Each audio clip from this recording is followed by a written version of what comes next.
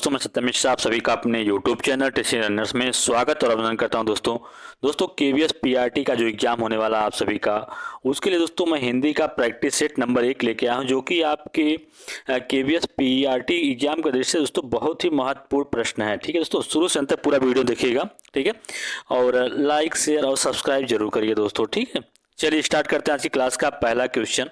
दोस्तों पहला क्वेश्चन आपके सामने आ चुका, देखिए। कह रहा है कि कविता शिक्षण का प्रमुख अंग क्या होता है? भावबोध, सरलार्थ बोध, शब्दार्थ बोध या पठन बोध? तो कविता शिक्षण का प्रमुख अंग क्या होता है? भाव बोध होता है। ठीक है, तो इस क्वेश्चन का राइट जवाब क्या होगा? ऑप्शन नंबर फर्स्ट हो जाएगा। चलिए दोस्तों क्वेश्चन नंबर नेक्स्ट पे चलते हैं। क्वेश्चन नंबर नेक्स्ट देखिए, कह रहा है कि छोटे बालकों की कल्पना शक्ति का विकास करने का सर्वाधिक उपयुक्त माध्यम क्या होता है? छोटे बालक जो होते हैं दोस्तों, उसकी कल्पना शक्ति का विकास करने का सबसे उपयुक्त माध्यम क्या होता है? महापुरुषों की जीवनियाँ, परियों की कहानियाँ, या रसानुभूत की कविताएं, या पौराणिक कथाएं? दोस्तों आपको बता दें कि छोटे बालकों की कल्पना शक्ति का विकास दोस्तों किससे सबसे अधिक होता है? तो परियों की कहानियों को सुनाने से उन बच्चों के जो कल्पना शक्ति है उसका विकास बहुत ज़्यादा मात्रा में होता है। तो कल्पना करते हैं दोस्तों कि परियों के बारे में अगर कहानी सुनाया जाता है तो उनके अंदर घुस के दोस्तों उस टाइप से अपने आप को रख के वो सोचने लगते हैं। ठीक है, तो इस क्वेश्चन का जो राइट जवाब होगा क्या होगा? ऑप्शन नंबर सेकंड होगा। चलिए दोस्तों आगे चलते हैं क्वेश्चन नंबर नेक्स्ट पे। कह रहा है कि संचारी भाव की संख्या, इसमें बताना है कि संचारी भाव की संख्या कितनी होती है? 30 होती है, 32, 33, 35? तो संचारी भाव की संख्या कितनी होती है? 33 होती है। तो इस क्वेश्चन का राइट जवाब क्या होगा? ऑप्शन नंबर 3 इसका राइट आंसर हो जाएगा। चलिए दोस्तों आगे चलते हैं क्वेश्चन नंबर नेक्स्ट पे। क्वेश्चन नंबर नेक्स्ट है, कह रहे दोस्तों कि इसमें से आपसे पूछ रहा है कि निम्नलिखित में से अल्प प्राण ध्वनियाँ कौन सी हैं? इसमें पूछ रहा है कि अल्प प्राण ध्वनियाँ कौन सी होती हैं। दोस्तों आपको बता दें कि अल्प प्राण, देखिए दोस्तों ध्वनियाँ कई प्रकार से होती हैं। इसमें आपको बता दो कि एक ध्वनि अल्प प्राण होती है, दूसरा क्या होती है? महाप्राण। तो किसी वर्ग के, जैसे आपका क वर्ग है, तो क वर्ग के जो आपके पहला, तीसरा और जो पांचवा वर्ड होगा, ठीक है, क्या होते हैं? आपके अल्प प्राण होते हैं। और इसी क वर्ग का जो आपका सेकंड और जो फोर्थ होगा वो क्या होता है? महाप्राण होता है। और इसके अलावा अगर कहीं पे लिखा होता है य व र ल, य व र और ल अगर लिखा होता तो ये भी क्या होते हैं दोस्तों? ये भी आपका अल्प प्राण होता है। क्या होता है? अल्प प्राण ध्वनियाँ होती हैं। और स ख श अगर लिखा होता तो ये क्या होता है? आपका महाप्राण होता है। क्या होता है? महाप्राण ध्वनियाँ होती हैं। तो आपको दोस्तों इस क्वेश्चन जो पूछ रहा है कि इसमें से आपको बताना है कि निम्नलिखित में से कौन सी अल्प प्राण ध्वनियाँ हैं। तो क वर्ग का दोस्तों ग जो होता है कौन सा वर्ड होता है? तीसरा होता है। तीसरा वर्ड क्या होता है? अल्प प्राण होता है। तो इस क्वेश्चन का राइट जवाब क्या हो जाएगा? ऑप्शन नंबर फर्स्ट इसका राइट आंसर होगा। और जबकि दोस्तों यहाँ पे घ लिखा गया है, छ लिखा गया और झ लिखा गया है, तीनों क्या है? आपके महाप्राण है। ठीक है, क्या है? महाप्राण है। तो इस क्वेश्चन का राइट जवाब क्या हो जाएगा दोस्तों? ऑप्शन नंबर फर्स्ट होगा। चलिए दोस्तों आगे चलते हैं क्वेश्चन नंबर नेक्स्ट पे। क्वेश्चन नंबर नेक्स्ट देखिएगा, कह रहा है कि सभागार में बहुत आदमी थे। वाक्य है दोस्तों, बहुत आदमी थे लेकिन कितना थे ये निश्चित नहीं है। ठीक है, निश्चित नहीं है कि कितने आदमी थे। वहाँ पे क्या है? अनिश्चित है, एक मात्रा है लेकिन ज्ञात नहीं है कितना है। तो क्या हो जाएगा? अनिश्चित परिमाणवाचक होगा। ठीक है, तो इस क्वेश्चन का राइट जवाब क्या होगा? ऑप्शन नंबर 4 होगा। चलिए आगे चलते हैं क्वेश्चन नंबर नेक्स्ट पे। क्वेश्चन नंबर नेक्स्ट दोस्तों कह रहा है कि रिजु का विलोम शब्द बताना है। ठीक है, इसमें से आपको क्या बताना है? रिजु का विलोम शब्द क्या होगा वो यहाँ पे बताना है। ठीक है, क्या होगा? त्रिकोण, सरल, सीधा या वक्र? तो रिजु का विलोम क्या होगा? रिजु का विलोम वक्र होगा। ठीक है दोस्तों, क्या होगा? वक्र होगा। तो इस क्वेश्चन का राइट जवाब क्या हो जाएगा? ऑप्शन नंबर 4 होगा। इसी तरीके से और देख लीजिए, जैसे दोस्तों कभी पूछ लेता है कि जैसे परुष, इसका पूछ लिया कि परुष जो शब्द है इसका विलोम क्या होगा? तो परुष का क्या होता है? कोमल होता है। क्या होता है?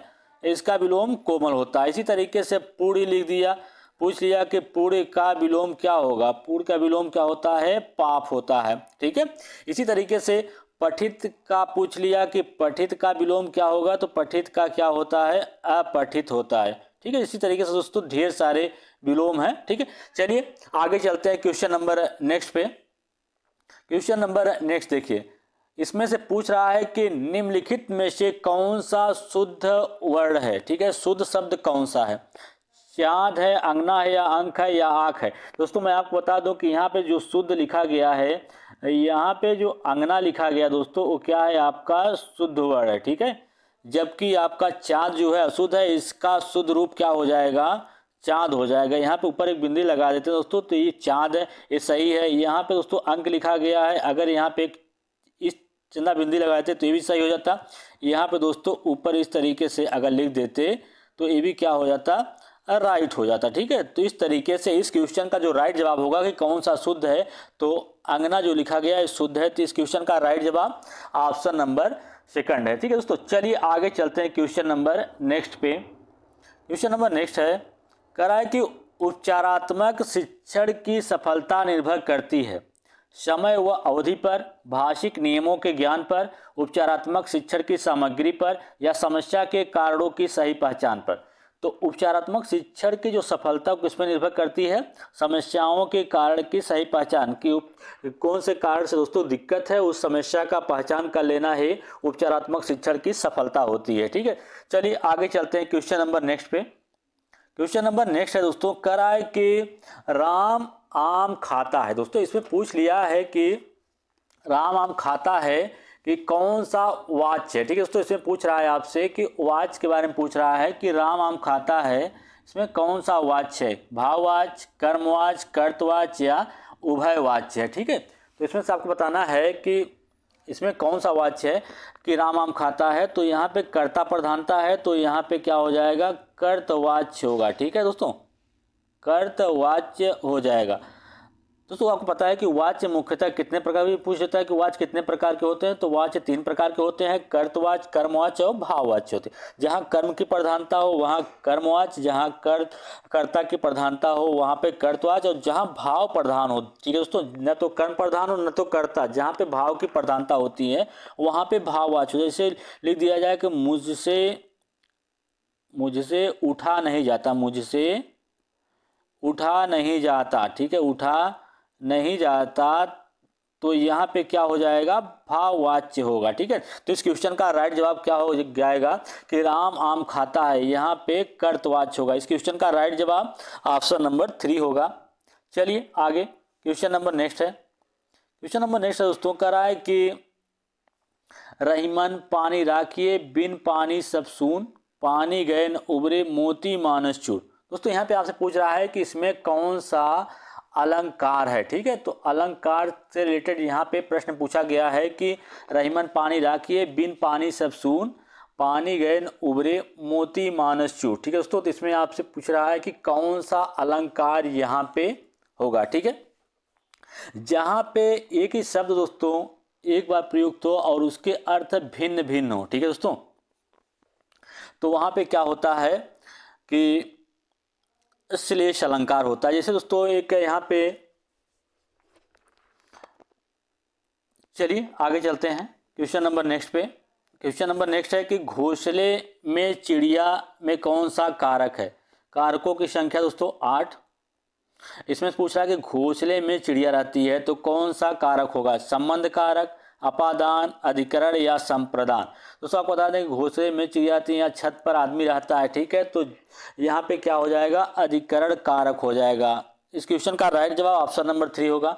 और जहाँ पे दोस्तों अलगाव का बोध होता है, जैसे पेड़ से पत्ते गिरते हैं, छत से लड़का गिर रहा है, ठीक है, तो वहाँ पे क्या हो जाता है, अपादान कारक होता है। और दोस्तों जहाँ पे कोई चीज़ किसी को दे के दान दे दी जाती है और उससे वापस न ली जाए, वहाँ पे संप्रदान कारक होता है। ठीक है, चलिए आगे चलते हैं क्वेश्चन नंबर नेक्स्ट पे। क्वेश्चन नंबर नेक्स्ट दोस्तों देखिएगा, कह रहा है कि निम्नलिखित में से कौन सा शब्द जो है देशज है, लाश, धड़ाम, पतलून, औरत। तो इसमें दोस्तों जिस चीज के गिरने या टूटने से दोस्तों आवाज होती है, जैसे लोटा यहाँ पे लिखा होता है, तो लोटा भी क्या होता है, देशज शब्द होता है। यहाँ पे धड़ाम जो है दोस्तों ये क्या है, आपका देशज शब्द है। चलिए आगे चलते हैं क्वेश्चन नंबर नेक्स्ट पे। क्वेश्चन नंबर नेक्स्ट है, कह रहा है कि छछूंदर के सिर पर चमेली का तेल का अर्थ क्या होता है? मिथ्या, आडंबर, अयोग्य व्यक्ति को अच्छी चीज देना, अयोग्य व्यक्ति को अच्छी चीज देना या अधिक पाने का लालच करना।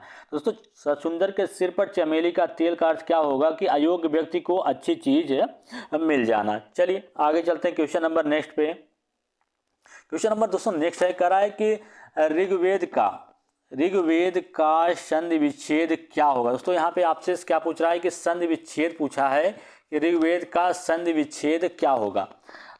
एक ऋग प्लस वेद, री प्लस वेद या ऋग प्लस वेद या ऋग्वेद ही, ठीक है दोस्तों। तो इसमें से आपसे पूछा है इसका संधि विच्छेद क्या होगा, मतलब अगर ऋग्वेद को अलग किया जाए तो किस किस शब्द में विखंडित होगा? तो ऋग प्लस वेद किस में खंडित होगा? ऋग प्लस वेद। तो इस क्वेश्चन का राइट जवाब क्या हो जाएगा? ऑप्शन नंबर फर्स्ट इसका राइट होगा दोस्तों। जैसे दोस्तों यहाँ पे लिख देता, अगर यहाँ पे मतैक लिखा होता, ठीक है दोस्तों, अगर यहाँ पे मतैक लिख देता और पूछता आपसे कि इसका संधि विच्छेद क्या होगा, तो दोस्तों इसका संधि विच्छेद क्या हो जाएगा? मत प्लस ऐक्य होगा। क्या होगा? मत प्लस ऐक्य इसका संधि विच्छेद होगा, ठीक है। इसी तरीके से अगर लिख देता सदैव, क्या लिखता है यहाँ पे? सदैव लिख देता और पूछता आपसे कि सदैव का संधि विच्छेद क्या होगा, तो क्या होता? सदा प्लस एव होता। क्या होता? सदा प्लस एव इसका संधि विच्छेद हो जाता, ठीक है। चलिए दोस्तों आगे चलते हैं क्वेश्चन नंबर नेक्स्ट पे। क्वेश्चन नंबर नेक्स्ट देखिए, कह रहा है कि उच्चारण के दृष्टि से, उच्चारण के स्थान के दृष्टि से कौन सा विकल्प शुद्ध है? स एक दंत वर्ण है या श तालव्य, श मूर्धन या च कंठ है? दोस्तों आपको बता दें कि उच्चारण के दृष्टि से कौन सा वर्ण इसमें से शुद्ध दिया गया, ठीक है। जैसे अगर दोस्तों ए वाला स लिखा होता तो इसका उच्चार स्थान क्या होता है? तालु होता। कभी कभी पूछ लेता है इस स का उच्चार स्थान क्या होगा, तो इसका उच्चार स्थान क्या होता है? तालु होता है। यहाँ पे क्या दे रखा है? मूर्धन्य दे रखा है, ठीक है। और च का उच्चार स्थान क्या होता है? तालु होता है, ठीक है। तालब या तालु होता है, इसका भी उच्चार स्थान, तो ये भी क्या है? गलत है, ठीक है। तो ये जो आपका स दे रखा है यहाँ पे, ये राइट स्थान इसका फर्स्ट है। स का उच्चार स्थान क्या होता है? दंत होता है, ठीक है। चलिए आगे चलते हैं क्वेश्चन नंबर नेक्स्ट पे। क्वेश्चन नंबर नेक्स्ट है दोस्तों, कह रहा है कि देखिएगा, कह रहा है कि निम्नलिखित में से कौन सा कथन अशुद्ध है? हिंदी में ज्ञ का उच्चार स्थान परंपरा से भिन्न हो गया है। दो महाप्राण व्यंजकों का उच्चार एक साथ हो सकता है। विसर्ग कंठवर्ण है। छह जो होता है संयुक्त व्यंजक होता है दोस्तों। जबकि आपको बता दें कि यहाँ पे जो आपका यहाँ पे छह लिखा गया है, छह क्या होता है? आपका संयुक्त व्यंजक होता है। छ, त्रंग, ज्ञ और सर जो होता है दोस्तों, ये क्या होते हैं? आपके संयुक्त व्यंजक के अंतर्गत आते हैं, बिल्कुल सही है। और विसर्ग जो होता है वो कंठवर्ण में आता है। विसर्ग इस टाइप का जो साइन होता है दोस्तों, इसे विसर्ग बोलता है। किस में आता है? कंठवर्ण में आता है, ये भी सही है आपका। और हिंदी में ज्ञ का उच्चार परंपरा से भिन्न हो गया, ये भी सही है। दो महाप्राण व्यंजकों का उच्चारण एक साथ हो सकता है, बिल्कुल गलत बात है दोस्तों, क्योंकि महाप्राण व्यंजक जो होते हैं वो वर्ग के दूसरा और चौथा वर्ण जो होते हैं वो क्या होते हैं? महाप्राण व्यंजक होते हैं। तो दोनों का उच्चारण एक साथ नहीं हो सकता। तो इस क्वेश्चन का जो राइट जवाब होगा ऑप्शन नंबर सेकंड इसका राइट जवाब हो जाएगा। चलिए आगे चलते हैं क्वेश्चन नंबर नेक्स्ट पे। क्वेश्चन नंबर नेक्स्ट है दोस्तों, कह रहा है कि भाषा का प्रारंभिक बोध होता है अनुकरण एवं श्रवण से, चिंतन एवं मनन से, अध्ययन एवं अध्यापन से, पठन एवं पाठन से। तो भाषा का आरंभिक बोध जो होता है किससे होता है? अनुकरण करने से और उसको सुनने से। चलिए आगे चलते हैं क्वेश्चन नंबर नेक्स्ट पे। क्वेश्चन नंबर नेक्स्ट है दोस्तों, कह रहा है कि यण संधि का उदाहरण बताना है। यहाँ पे यण संधि का उदाहरण क्या होता है? दोस्तों मैंने आपको बताया कि जहां पे भी आपको आधा त के साथ यह दिख जाए, ठीक है, वहां पे यण संधि ही होता है, ठीक है। यहाँ पे दोस्तों आपको बता दें कि मतैक लिखा गया है, यहाँ पे क्या होगा? कभी कभी पूछ सकता है कि मतैक में कौन सी संधि है। दोस्तों आपको बता दें कि जहाँ पे आपको ऊपर दो मात्रा दिख जाए ऐसे, ठीक है, यहाँ पे ऐसे आपको दो मात्रा दिख रहा है ऊपर, तो वहाँ पे क्या होगा? वृद्धि संधि होता है, ठीक है। और इसका अगर हम संधि विच्छेद कर देते हैं मतैक का, तो यहाँ पे दोस्तों मत प्लस ऐक्य होगा, ठीक है। इसका संधि विच्छेद ये होगा, राइट, ठीक है। और इसमें पूछा है कि यण संधि का उदाहरण क्या है, तो अति उत्तम जो लिखा गया है दोस्तों, ये इसका राइट जवाब होगा। तो अति उत्तम को दोस्तों अगर संधि विच्छेद किया जाएगा तो क्या निकल के आएगा? अति प्लस उत्तम। क्या निकलेगा? अति प्लस उत्तर इसका संधि विच्छेद होगा। ठीक है, चलिए आगे चलते हैं क्वेश्चन नंबर नेक्स्ट पे दोस्तों। क्वेश्चन नंबर नेक्स्ट देखिएगा, यहाँ पे लिखा है कि चौथा पांचवा कैसे विशेषण है। दोस्तों यहाँ पे विशेषण से रिलेटेड क्वेश्चन पूछा गया है कि इसमें कौन सा विशेषण है। ठीक है, चौथा पांचवा और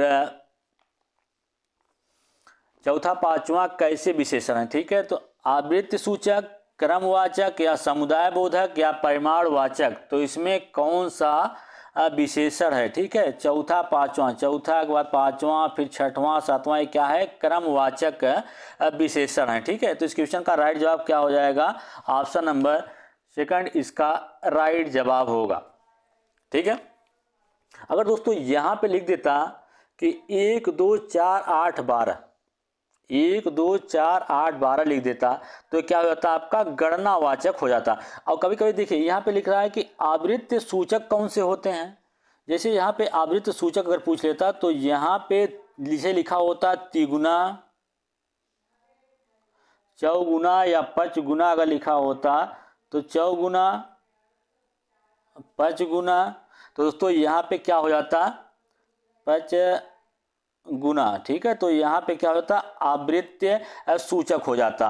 और दोस्तों जैसे यहाँ पूछ लिया अगर आपसे कि समुदाय वाचक, समुदाय बोधक का लिखा है तो यहाँ पे चारों आठों पांचों, चारों आठों तीनों, चारों आठों तीनों अगर लिखा होता तो वहाँ पे क्या हो जाता, समुदाय बोधक। चारों पांचों आठों अगर लिखा होता यहाँ पे तो यहाँ पे क्या हो जाता, समुदाय बोधक होता। ठीक है, तो इस क्वेश्चन का जो राइट जवाब होगा कि चौथा पांचवा कैसे विशेषण हैं, तो क्रमवाचक विशेषण हैं। ठीक है दोस्तों, चलिए आगे चलते हैं क्वेश्चन नंबर नेक्स्ट पे। क्वेश्चन नंबर नेक्स्ट है, कह रहा है कि निम्नलिखित में से विकल्प में से नित्य बहुवचनात्मक शब्द नहीं है, इसमें से कौन सा हमेशा बहुवचन में प्रयोग नहीं होता है। ठीक है दोस्तों, तो पता है आपको दोस्तों कि हिंदी में वचन कितने होते हैं, पहले आपको पता होना चाहिए हिंदी में वचन कितने होते हैं, 2 वचन होता है, एक वचन और बहुवचन होता है। ठीक है, तो इसमें पूछ रहा है कि निम्नलिखित में से कौन हमेशा बहुवचन में प्रयोग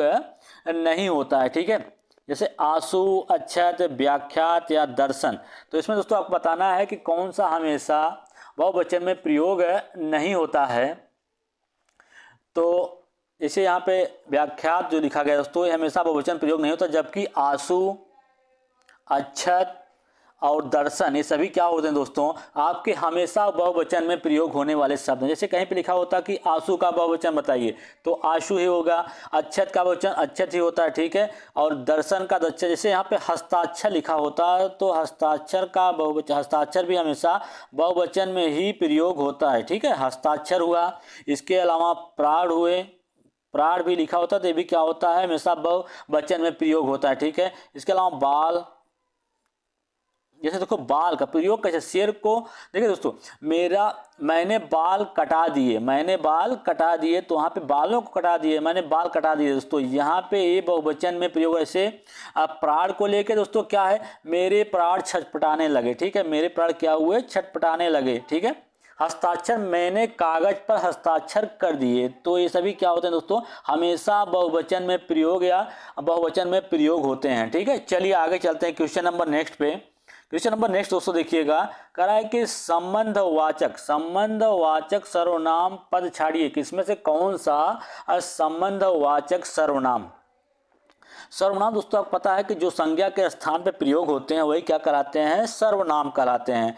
तो पता होना चाहिए दोस्तों सर्वनाम की संख्या कितनी होती है, सर्वनाम के कितने भेद होते हैं। तो सर्वनाम के मुख्यतः 6 भेद होते हैं। कौन कौन से, पुरुषवाचक सर्वनाम, निश्चयवाचक सर्वनाम, अनिश्चयवाचक सर्वनाम और संबंधवाचक, प्रश्नवाचक और निजवाचक सर्वनाम। तो इस प्रकार से जो सर्वनाम होते हैं उनकी संख्या कितनी होती है, 6 होती है। इसमें से आपसे पूछ रहा है कि कौन सा संबंधवाचक सर्वनाम होता है।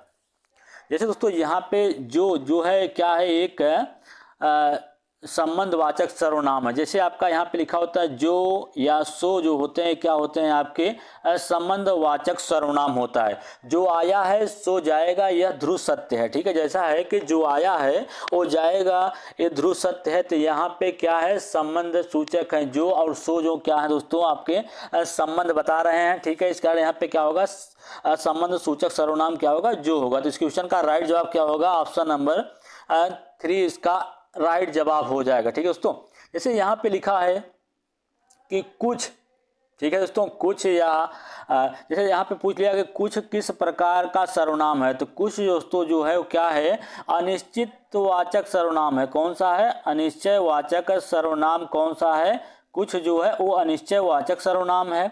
इसके अलावा इसे यहाँ पे लिखा है कैसा। कैसा क्या है दोस्तों,